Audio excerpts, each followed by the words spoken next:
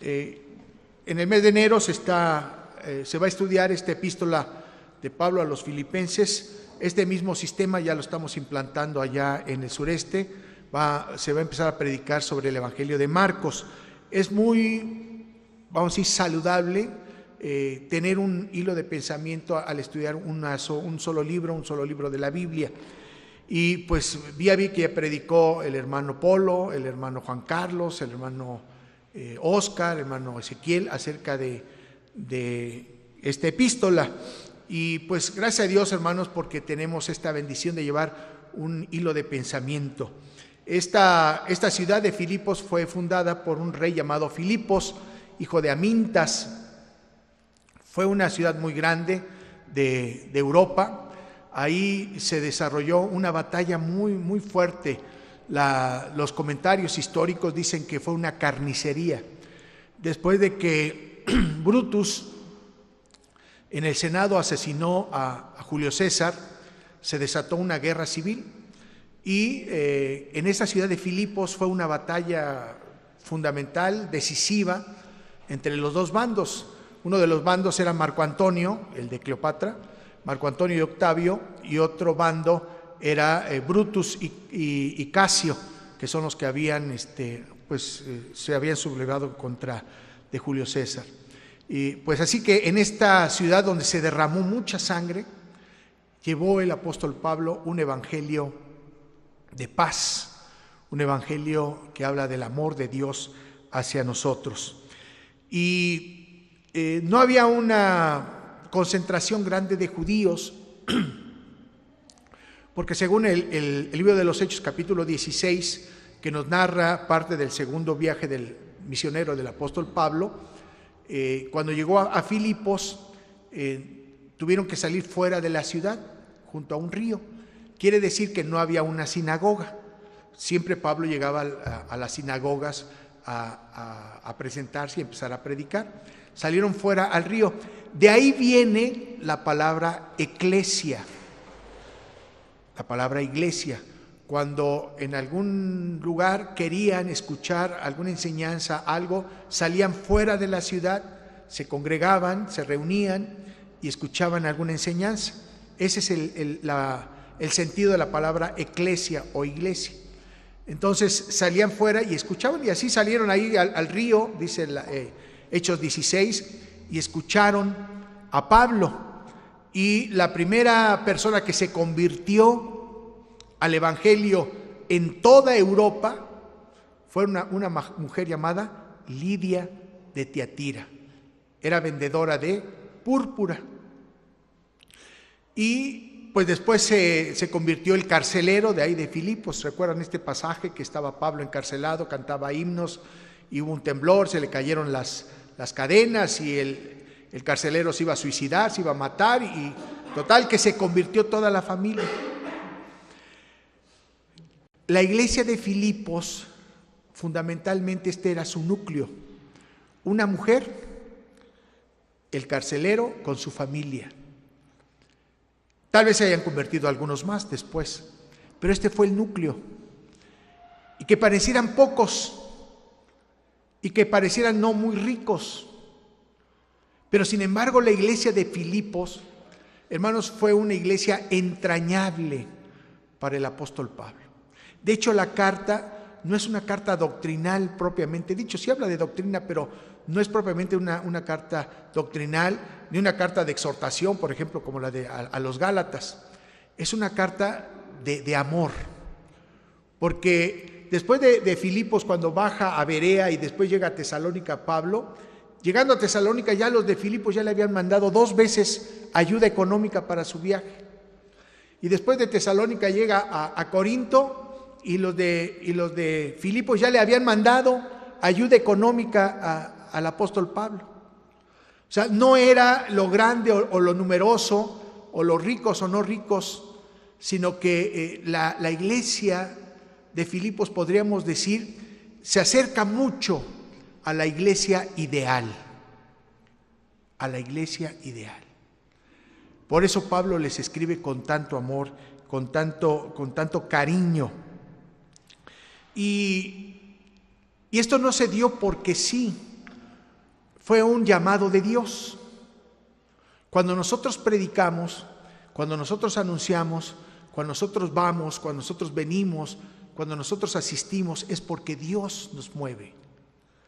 Pablo, estando en Galacia, quiso ir a predicar a Asia y a Bitinia, y se le apareció en sueños un varón macedónico, ¿se acuerdan? Que le dijo: pasa y ayúdanos. Pablo obedeció y ya no fue a Misia y a Galacia, Asia. Se fue y atravesó a Europa, al norte de Grecia, y llegó a Filipos.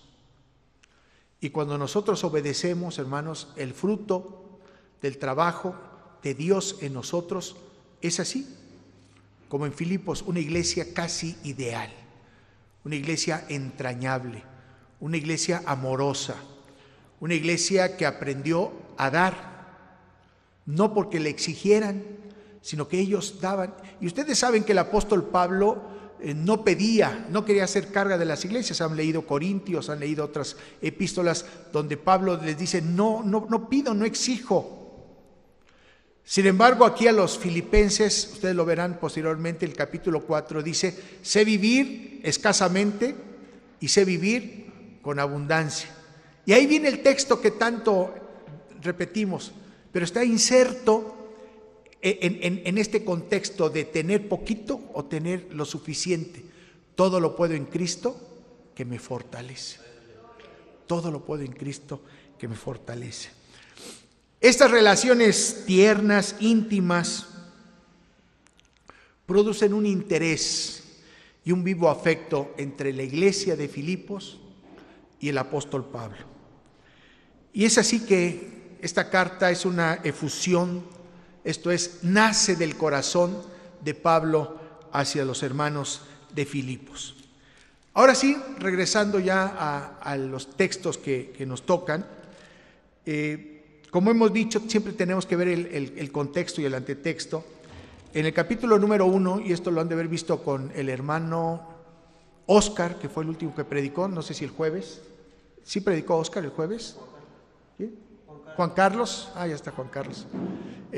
Los últimos versículos del capítulo 1, Pablo les dice: estoy preso, estoy en la cárcel. Algunos piensan, hay 2 o 3 lugares donde estuvo Pablo en la cárcel: en Cesarea, en Éfeso, en Roma. Por eso no se identifica bien la época de la escritura de esta carta. Puede ser entre el año 51 y el año 62-63. La mayor parte de los críticos dice que es las prisiones de Roma. Y estando ahí, Pablo les dice que esa cautividad, esas prisiones, contribuyen al triunfo del Evangelio. Imagínense, el que Pablo estuviera preso, les dice, eso contribuye a la victoria, al triunfo del Evangelio. Porque les dice, algunos ahora ya se animaron, que estoy preso, ya se animaron a predicar de buena fe. Y otros que lo hacen con otras intenciones también están predicando. Así que ya sea que unos o otros, se está predicando el Evangelio. Y dice Pablo: no sé qué vaya a pasar, pero yo tengo la esperanza en Dios de volverlos a ver. Él tenía la idea, la esperanza de volver a salir de la cárcel. Y ahí viene otro texto que muy conocido, que también está aquí en los Filipenses. Para mí el vivir es Cristo y el morir es ganancia. Y culmina este pensamiento en el versículo número 27, dice: solamente que os comportéis como es digno del Evangelio de Cristo, para que o sea que vaya a veros o que esté ausente, oiga de vosotros que estáis firmes en un mismo espíritu, combatiendo unánimes por la fe del Evangelio. Las tristezas aparentes de Pablo por su encarcelamiento les dice a la iglesia de Filipos: debe haber, en primer lugar, una recomendación, que se comporten conforme al Evangelio, que estén firmes, dice ahí, en un mismo espíritu. en un mismo sentir. Y también dice combatiendo por la fe del Evangelio. Estas características son la base de lo que ahora les va a decir Pablo en el capítulo número 2. Les dice, estoy preso, estoy sufriendo, no puedo predicar, pero hay otros que ya están predicando. Entonces eso que esté preso pues es para bien. Ahora, ustedes deben comportarse de acuerdo al Evangelio, deben estar firmes, deben combatir y deben estar en un mismo espíritu, unánimes en la fe de Jesucristo. Por eso, en el capítulo número 2 empieza con esta partícula. Por tanto, si hay alguna consolación en Cristo, si algún consuelo de amor, si alguna comunión del Espíritu, si algún afecto entrañable, si alguna misericordia, completad mi gozo, sintiendo lo mismo, teniendo el mismo amor, unánimes, sintiendo una misma cosa. Nada hagáis por contienda o por vanagloria, antes bien, con humildad, estimando cada uno a los demás como superiores a él mismo, no mirando cada uno por lo suyo propio, sino cada cual también por lo de los otros.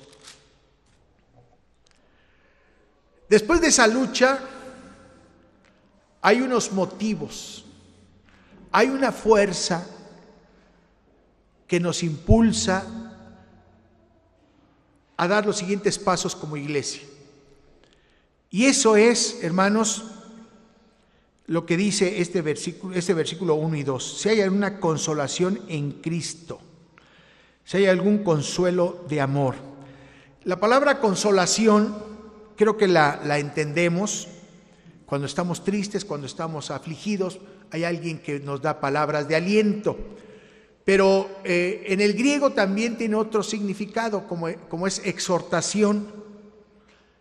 Y la palabra exhortación, que por cierto es la única vez que aparece este término aquí en todo el Nuevo Testamento, nos llama a tener una vida santa. Una vida santa. Dice, si hay alguna consolación en Cristo, si hay algún llamamiento a una vida santa en Cristo, es la primera fuerza que nos debe mover. Si hay algún llamamiento para tener una vida santa en Cristo. Segunda, si algún consuelo de amor, esto es un estímulo de amor hacia Dios y hacia nuestros semejantes. Esa es otra fuerza que nos debe impulsar, el amor a Dios y a nuestros semejantes. Después dice, si algún afecto entrañable. La palabra entrañable viene de entrañas, de lo que está aquí adentro de nosotros. ¿Han escuchado la palabra hijo de mis entrañas? ¿Sí?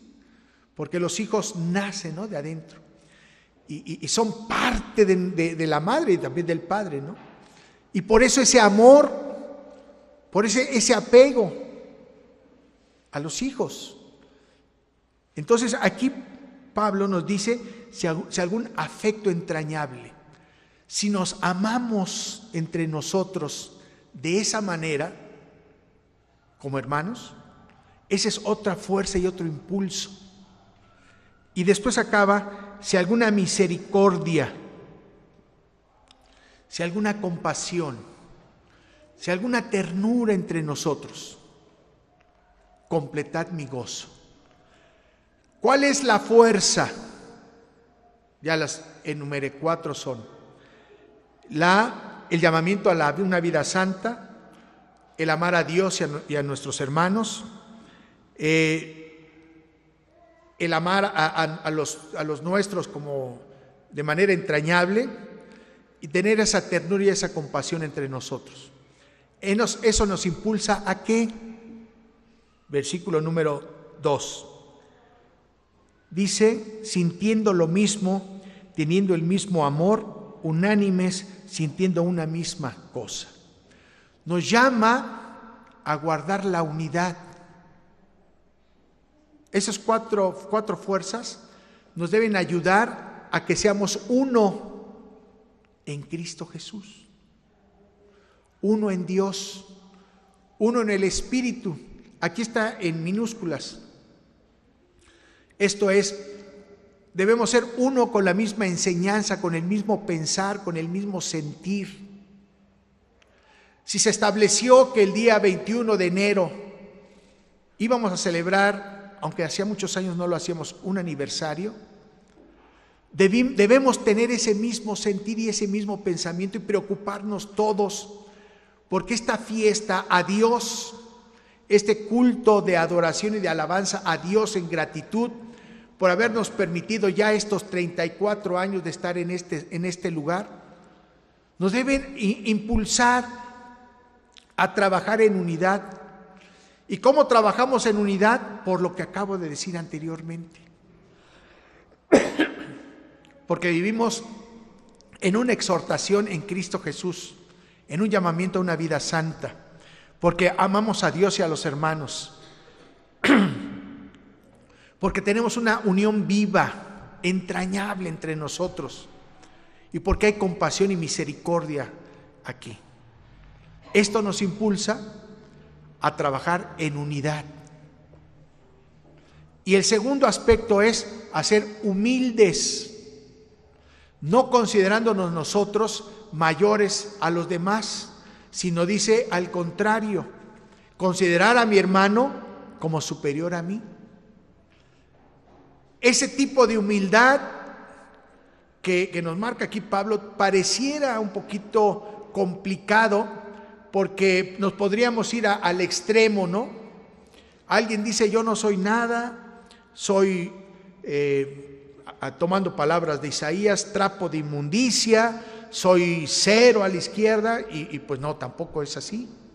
Y otros se van al otro extremo, soy hijo de Dios, así que todos me tienen que respetar, todos me tienen que servir, todos me tienen que hacer esto. No, tampoco. Ninguno de los dos extremos. Humildad. Hoy lo decíamos también, lo decía Nadia en la escuela dominical, ministrar, servirnos los unos a los otros. Esa es humildad. Eso es. Pablo, repito, no está exhortando en cuanto a reprender por falta de doctrina. Simplemente está hablando con hermanos muy queridos, muy amados. Voy a utilizar ya nuevamente la palabra, hermanos entrañables, hermanos que los sentimos aquí en el corazón. Cada uno de nosotros, como miembros de la Iglesia Divino Redentor, tenemos que trabajar así en unidad, porque nos sentimos, hermanos, como entrañables. Cuando alguien invita a una persona a venir al templo, se convierte, se bautiza, generalmente dice, es mi hijo en la fe. No sé si han escuchado ese término. Es mi hija en la fe. ¿Por qué? Porque yo la traje, porque se convirtió, por todo eso. Bueno, somos hermanos en la fe, ¿no? Somos hermanos en la fe. Tenemos que trabajar en unidad. Y hermanos, la unidad, lo hemos mencionado ya varias veces, no se da por decreto, no se da por consenso. A ver, levante la mano los que quieran trabajar en unidad. No se da así. No se da porque lo quiera mucho el pastor.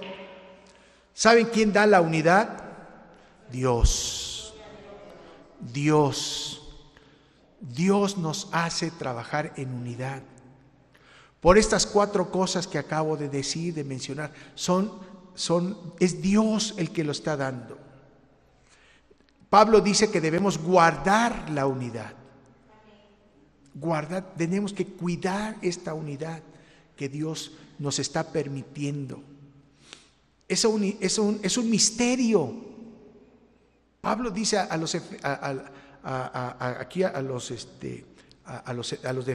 de Éfeso, que es un misterio.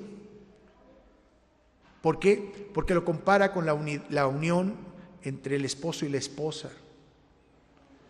la unidad que guardamos aquí, siendo diferentes, a veces hasta de manera de pensar, de sentir, de ver las cosas. Alguien barre hacia la derecha, alguien barre hacia la izquierda, alguien limpia de abajo para arriba, otro limpia de abajo para arriba, otro limpia de arriba para abajo. No sé, somos tan disímbolos, pero es Dios el que nos da la unidad. Guardemos esa unidad, guardemos esa unidad. Hubo un personaje de esta iglesia, Epafrodito, que le llevaba buenas noticias. O sea, no solamente le mandaron dinero a Pablo. En algún momento, cuando supieron que estaba preso, mandaron a Epafrodito para que estuviera al pendiente de lo que necesitaba Pablo ahí en la cárcel. Aquí, si ustedes leen Filipenses, van a leer que se enfermó Epafrodito, casi se muere. Entonces Pablo lo regresa a Filipos y con él lleva la carta. Con él manda la carta, esta carta. ¿Por qué menciono Epafrodito? Porque Epafrodito llevaba buenas noticias. ¿Sí? Epafrodito fue con Pablo y le dijo: mira, la iglesia está funcionando, mira, la iglesia se están agregando nuevos, mira, la iglesia, aunque no tenían Biblia todavía, la iglesia está con hambre y sed de aprender más de la palabra. Mira, la iglesia tiene esa idea de unidad, de amor, de comprensión, de ayuda, de misericordia, de paciencia.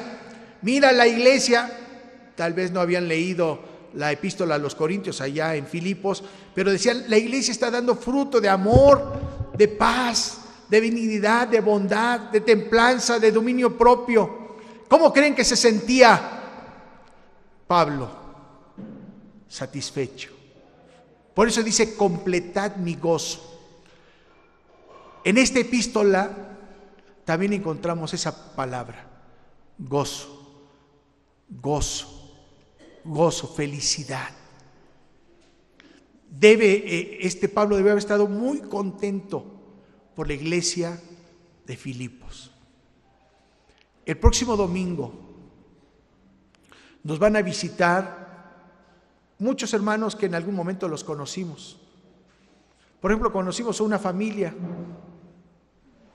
la familia Cano. Aquí está nuestra hermana Mónica. Pero ya son, ¿cuántas familias? 4 o 5, ¿no? 6 familias, imagínense, de una familia que llegó aquí, ahora son 6 familias. Gloria a Dios. Y los vamos a ver. ¿Qué vamos a hacer con nuestros hermanos? ¿Les vamos a dar buenas noticias, como Epafrodito? Sí.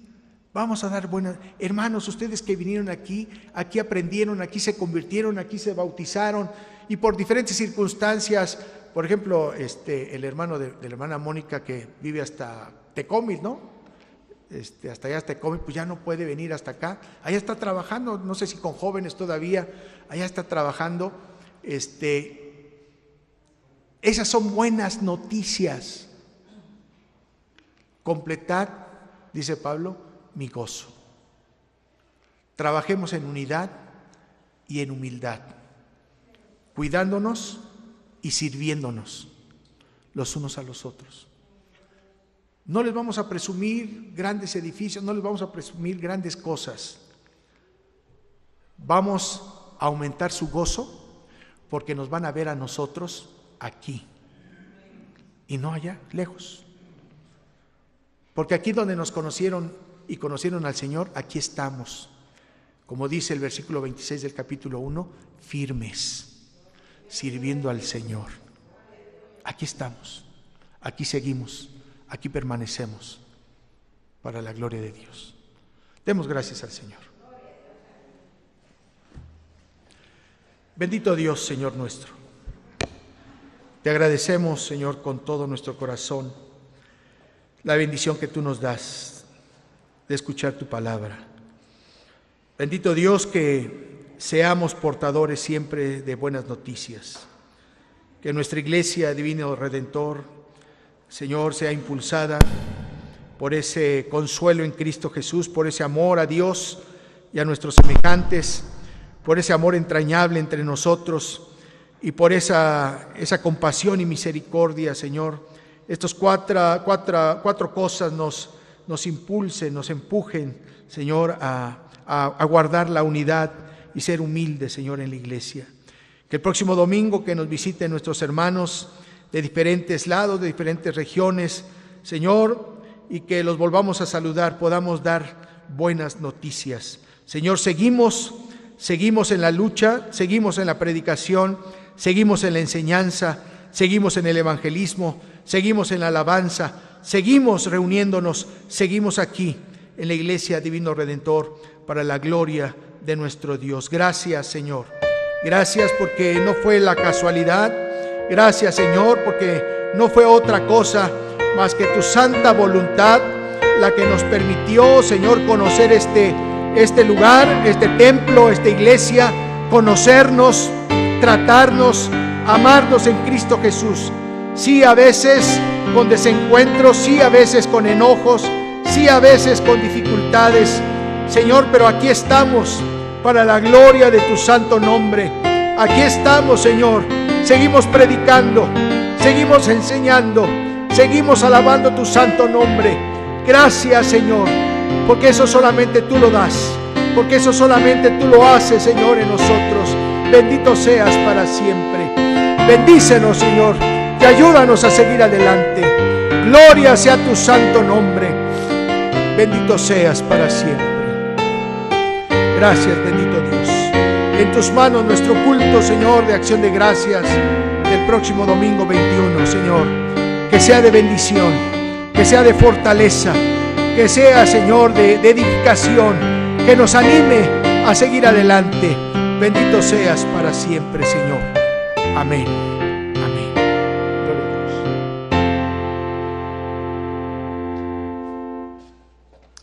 Oramos nuestros